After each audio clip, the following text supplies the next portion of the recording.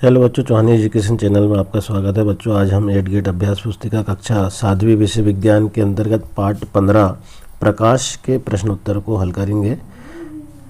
इससे पूर्व अगर आपके द्वारा चैनल को सब्सक्राइब नहीं किया गया है तो चैनल को सब्सक्राइब कर लें, बेल आइकन को प्रेस कर लें, जिससे कि वीडियो की नोटिफिकेशन आपको प्राप्त होते रहेगी। एवं वीडियो को लाइक एवं शेयर जरूर करें। बच्चों, देखेंगे हम पाठ 15 प्रकाश अति लघुत्तर प्रश्न। इन प्रश्नों में से ही वार्षिक परीक्षा में पूछे जाने हैं, इसलिए ध्यान से समझेंगे। प्रश्न क्रमांक 1, प्रकाश का परावर्तन किसे कहते हैं?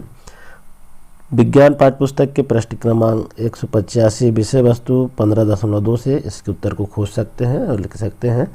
हम देखेंगे यहाँ पर उत्तर इसका, जब प्रकाश किसी दर्पण पर पड़ता है तो दर्पण अपने ऊपर पड़ने वाले प्रकाश की दिशा को बदल देता है। दर्पण द्वारा प्रकाश की दिशा का यह परिवर्तन प्रकाश का परावर्तन कहलाता है। इसके ऐसे हम इसके उत्तर को लिख देंगे। इसके बाद प्रश्न दूसरा है, ए तथा बी चित्र में बने लेंस का नाम लिखकर इनके उपयोग बताइए। अब देखिए, आप ए में ये लेंस बना है और दो में बी में ये लेंस बना, तो कौन कौन से लेंस है और क्या उपयोग है। हम ए में देखेंगे, चित्र ए में बना लेंस का नाम उत्तल लेंस है। इसका उपयोग गाड़ी के हेडलाइट में किया जाता है। उत्तल लेंस का उपयोग काय में किया जाता है? गाड़ी के हेडलाइट में किया जाता है। नंबर 2 है बी, चित्र में बना लेंस का नाम अवतल लेंस है। इसका गाड़ियों के आईने में किया जाता है। इसका उपयोग जो गाड़ी के आईनों में किया जाता है। तो अवतल और उत्तल दोनों लेंस के विषय में हमने जान लिए। इसके बाद प्रश्न तीसरा देखेंगे हम। प्रश्न तीसरा क्या कह रहा है कि पहली ने एक वृत्ताकार डिस्क की सहायता से एक छोटा सा लट्टू बनाया जिस पर इंद्रधनुष के 7 रंगों को पेंट किया गया है। जब लट्टू घूर्णन करता है तब वह किस रंग का दिखाई देगा? कारण बताइए। उत्तर देखेंगे हम, जब लट्टू घूर्णन करता है तब वह खेत वर्ण में श्वेत वर्ण में दिखाई देता है। श्वेत वर्ण मतलब 7 वर्ण में दिखाई देगा, क्योंकि सभी वर्ण आपस में मिल जाते हैं जो सफ़ेद रंग बनाते हैं। इस तरह से हम इसके उत्तर को लिख देंगे। इसके बाद प्रश्न 4 है, समतल दर्पण द्वारा बनने वाले प्रतिबिंब की प्रक्रिया बताइए। इसको भी विज्ञान पाठ्यपुस्तक के पृष्ठ क्रमांक 187 क्रियाकलाप 15.3 से इसके उत्तर को खोज सकते हैं और लिख सकते हैं।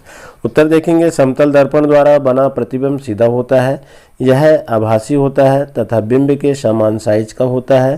प्रतिबिंब दर्पण के पीछे उतनी ही दूरी पर बनता है जितनी कि दर्पण के सामने बिंब की दूरी होती है। इस प्रकार से इसके उत्तर को लिख दें। इसके बाद देखेंगे लघुत्तरी प्रश्न। प्रश्न क्रमांक 5, रोगी वाहनों पर शब्द एम्बुलेंस उल्टा क्यों लिखा जाता है? तो इसका उत्तर खोजने के लिए हमें विज्ञान पाठ्यपुस्तक के पृष्ठ क्रमांक 188 से हम खोज सकते हैं।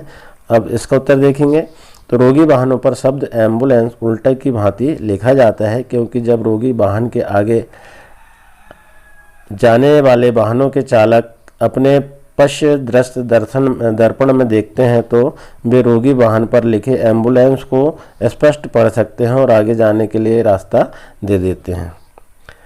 तो इस प्रकार से इसके उत्तर को लिख देंगे। इसके बाद देखिए आप, प्रश्न 6वां है, एक स्टेनलेस स्टील के चम्मच लीजिए। वह चम्मच के बाहरी व भीतरी पृष्ठों में अपने चेहरे का प्रतिबिंब देखिए। वह निम्न प्रश्नों के उत्तर दीजिए। ए, भीतरी पृष्ठ से किस प्रकार का प्रतिबिंब बनता है? वह यह पृष्ठ किस दर्पण की तरह व्यवहार करता है? दर्पण का चित्र बनाइए। बी है, बाहरी पृष्ठ किस दर्पण की तरह व्यवहार करता है? प्रतिबिंब की प्रकृति बताइए। वह दर्पण का चित्र बनाइए। आप देखेंगे विज्ञान पाठ्यपुस्तक के पृष्ठ क्रमांक 182 क्रियाकलाप 15.5 से इसके उत्तर को खोज सकेंगे। हम देखेंगे ए में ये चित्र बना है, परावर्तक पृष्ठ और अवतल दर्पण इस प्रकार का चित्र है। तो भीतरी पृष्ठ से उल्टा प्रतिबिंब बनता है, यह पृष्ठ अवतल दर्पण की तरह व्यवहार करता है। बी में देखेंगे, परावर्तक पृष्ठ है उत्तल दर्पण, बाहरी पृष्ठ उत्तल दर्पण की तरह व्यवहार का प्रतिबिंब सीधा बनता है। इस तरह से हम इसके उत्तर को लिख देंगे। इसके बाद प्रश्न 7 है, वास्तविक तथा आभासी प्रतिबिंब किसे कहते हैं? तो इसके किसे कहते हैं देखेंगे यहाँ पर, जो प्रतिबिंब पर्दे पर प्राप्त किया जा सके वास्तविक प्रतिबिंब कहलाता है। जिस प्रतिबिंब को पर्दे पर प्राप्त न किया जा सके उसे आभासी प्रतिबिंब कहते हैं। इस तरह से दोनों वास्तविक और आभासी प्रतिबिंब के विषय में जाना हमने। इसके बाद प्रश्न 8 देखेंगे, वाहनों के पार्श्व दर्पण साइड मिरर में किस दर्पण का उपयोग किया जाता है? क्या बताइए। तो वाहनों के पदार्थ दर्पणों साइड मिरर में उपयोग किए जाने वाला दर्पण उत्तल दर्पण है। उत्तल दर्पण अधिक के क्षेत्र के दृष्टि का प्रतिबिंब बना सकते हैं। इस तरह से हम इसके उत्तर को लिख देंगे। इसके बाद है दीर्घोत्तरीय प्रश्न है, प्रश्न क्रमांक 9 जब प्रिज्म से श्वेत प्रकाश किरण पुंज को गुजारा जाता है तो वह 7 रंगों में विभक्त हो जाता है, चित्र द्वारा दर्शाकर व्याख्या कीजिए। तो हम यहाँ पर देखेंगे, यहाँ पर ये प्रिज्म रखी है और इस प्रिज्म से इस पुंज को गुजारा जाता है तो ये 7 रंगों में विभक्त यहाँ पर दिखाई स्पष्ट दे रही है। तो अब इसी को हम लिखेंगे यहाँ पर, जैसे हम चित्र में देख रहे हैं, जब प्रिज्म को श्वेत प्रकाश किरण पुंज को गुजारा जाता है तो वह 7 रंगों में विभक्त होता है, जो यह दर्शाता है कि प्रकाश में 7 वर्ण विद्यमान हैं।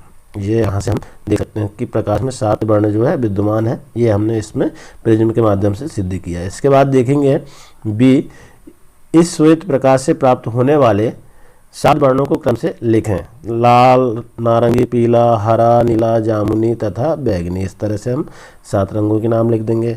इस प्रकार की परिघटना हमें प्रकृति में कहाँ देखने को मिलती है? तो इस प्रकार की परिघटना हमें बरसात के रुकने के बाद सावन के बुलबुले में देखने को मिलती है।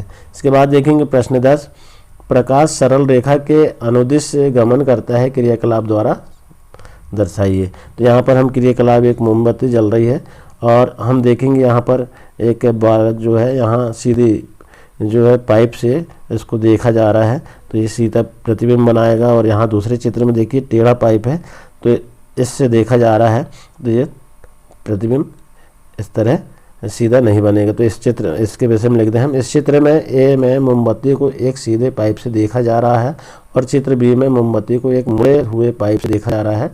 मोमबत्ती चित्र ए में स्पष्ट रूप से दिखाई दे रही है, परंतु चित्र बी में मोमबत्ती नहीं दिख रही है। इससे स्पष्ट है कि प्रकाश सरल रेखा के अनुदिश गमन करता है। तो इस तरह से हम चित्र के माध्यम से और प्रैक्टिकल करके यहाँ पर हम लिख सकते हैं। आशा है बच्चों आपको वीडियो पसंद आया होगा। इसी तरह आने वाले पाठों को हल करने के लिए चैनल में बने रहें। धन्यवाद।